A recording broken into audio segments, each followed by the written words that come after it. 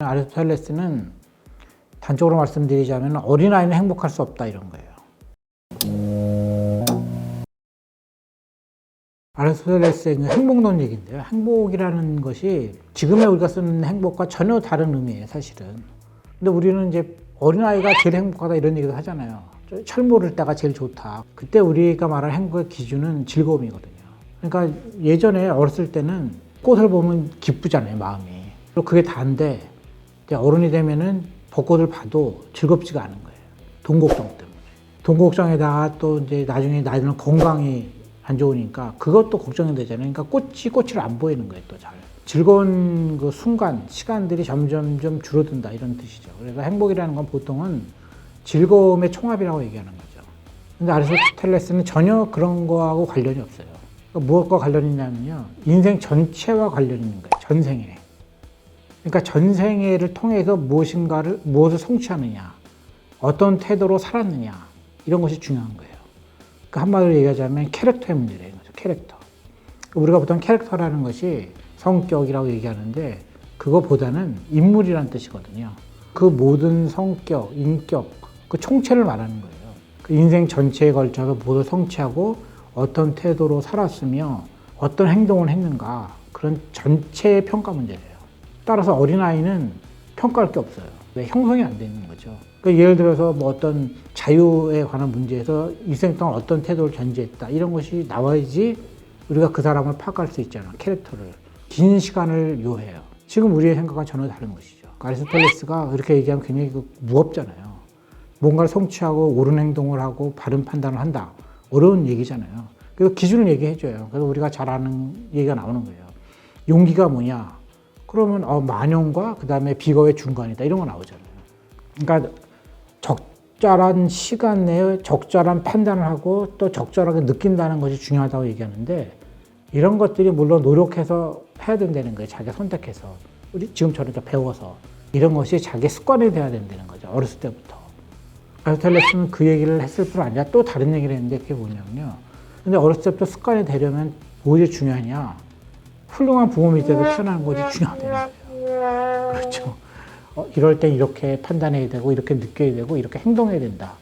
어렸을 때 배우면 쉽게 배울 수 있잖아요. 그리고 습관화되면 일생 동안 가거든요. 그 캐릭터잖아요. 그렇게 되는 것이 가장 좋아요. 그래서 그 아리스토텔레스 그걸 덕이라고 불러요. 그런데 아리스토텔레스는 굉장히 현실적인 사람이에요. 그래서 뭐라고 얘기하냐면, 근데 문제는 그런 좋은 부모님을 만나는 것이 전적으로 운이라는 거예요. 행운. 인생에 많은 성취가 중요하다고 하는데 그것의 또 많은 부분은 운에 달렸다는 거예요. 그렇다면 질문이 생기잖아요. 그 어쩌란 얘기냐.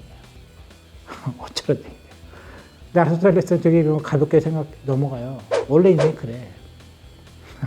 원래 그런 거야. 철학자들 굉장히 현실적인 사람들이거든요. 그다음에 그 시기에 맞는 얘기를 해요. 그 얘기가 왜 나왔냐면요. 아리스토텔레스 그 시기에는 신분사회잖아요. 귀족, 노예 다 정해져서 태어나는 거예요. 그 얘기를 한 거예요. 일단은 그거라는 걸 인정하라는 거예요. 사실은 이게 체계를 안정화시키는 말이에요. 저는 그런 면에서 오늘 이걸 소개하고자 하는 거예요. 좋은 부모를 만나는 게 행운이다. 그게 뭐냐면요. 노예로 태어났어? 불운이지. 이거 어떡하겠니? 운인데. 네 잘못도 아니고 부모 잘못도 아니고 사회 잘못도 아니야. 다 운 탓이거든. 결국은 순종해라 이런 말이에요. 굉장히 그럴듯해 보이잖아요. 그러다는 얘기가 아니에요. 만용, 비겁, 용기. 노예한테는요 만용이 필요하죠. 목숨을 건 도전이 필요하잖아요. 노예의 중용을 맨날 유지하면요 자식도 노예가 되는 거예요. 그래서 이 사람이 이제 그런 얘기를 했는데요. 이 사람 또 재미난 얘기도 했어요. 이런 문제와 관해서 그 자식 얘기를 해요. 살아있을 때 자신이 그 관심을 가졌고 사랑했던 그 사람들이 있잖아요. 몇몇이. 그 사람들의 문제는 자기의 일생에 관한 문제와 직결된다는 거예요. 특히 자식은. 그래서 이제 아리스토텔레스가 죽은 다음에 자식들이 편안하게 잘 살았다. 이러면은 아리스토텔레스 자체의 평가도 높아진다는 거예요. 행복도. 그런데 아리스토텔레스가 죽은 다음에 자식들이 곧바로 병에 걸려 죽었다. 아니면은 귀양 가서 처형당했다. 그런 것은 아리스토텔레스가 이미 죽었지만 그 전생에 걸친 문제로 봤을 때는 행복의 면에서는 떨어진다는 거예요. 따라서 자기가 그 사랑했던 사람의 문제가 그대로 영향을 끼친다는 거예요. 자기는 알 수도 느낄 수도 없어도. 그게 아리스토텔레스의 생각이에요. 그러니까 죽은 다음에도 자식 걱정을 해야 된다는 거죠. 근데 이야기가 약간 황당해 보일 수는 있죠. 지금의 관점으로 보면. 내가 모르는데 뭘. 근데 지금도 우리는 그냥 남아있어요. 그 부거란에 보면 그게 나오거든요. 어떤 사람이 얘기가 쫙 나온 다음에 맨 마지막에 그러나 자식을 3명 남겼으나 셋 다 요조라 했다. 이렇게 나오면요. 사람들이 그 마지막을 읽어봤을 때 위에 사람에 관한 평가도 바뀌어요. 야, 이 사람은 뭐 살아있을 때는 잘 나갔는데 자식은 다 잘 안 됐네. 안 됐네, 결국. 이렇게 끝나는 것이죠. 근데 그거는 어느 정도 맞는 얘기인 것 같아요. 사마천의 사기를 읽어봐도 이런 거거든요. 어떤 사람에 관해서 기술을 쫙 했는데 반드시 자식 얘기가 나와요. 쓸 필요가 없죠, 사실은. 그렇잖아요. 지금의 관점으로 보면. 하지만 그렇지 않거든요. 우리도 지금 똑같은 얘기예요. 누가 이제 대중스타가 만약에 죽었잖아요. 그럼 뭐 자식 얘기해요. 그래서 자식은 어떻게 됐는데? 왜 물어봐요? 그렇잖아요. 근데 이 사람이 이제 살아 생전에 굉장히 고생을 많이 했어요. 나중에 보니까 자식들이 다 잘 됐어요. 그럼 그 사람의 평가도 바뀌어요. 고생을 했지만 그 사람의 일생 동안에 걸친 것은 없어지지 않았다. 이런 식으로. 그러니까 이게 그 인간이 동물과 좀 다른 점이기도 하죠. 기억 속에 살고 있는 것이니까.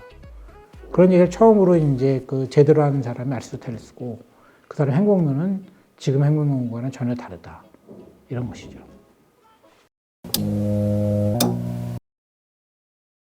근데 동물들은 별로 그렇지 않아 보이는데 그건 모르죠. 왜냐하면 저는 요즘에 동물에 관해서는 평가를 전혀 안 하고 있어요. 잘 모르겠더라고요. 특히 다큐멘터리를 보니까 동물이 우리와 다른가? 거기에 관해서는 의심이 들어요, 지금. 그래서 요즘에 뭐 동물과 사람의 차이가 나는지에 관해서 의심하죠.